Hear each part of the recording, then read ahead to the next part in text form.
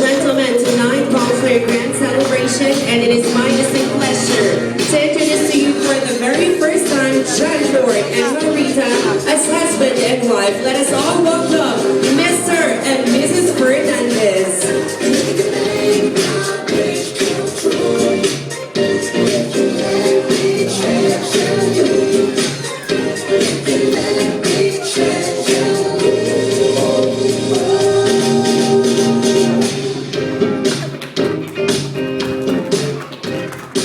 Alright, once again, palakpakan po natin ang ating bagong kasal. Ladies and gentlemen, please be seated and make yourselves comfortable. Our couple will now do the releasing of the doves. These doves signify our couple being released to start a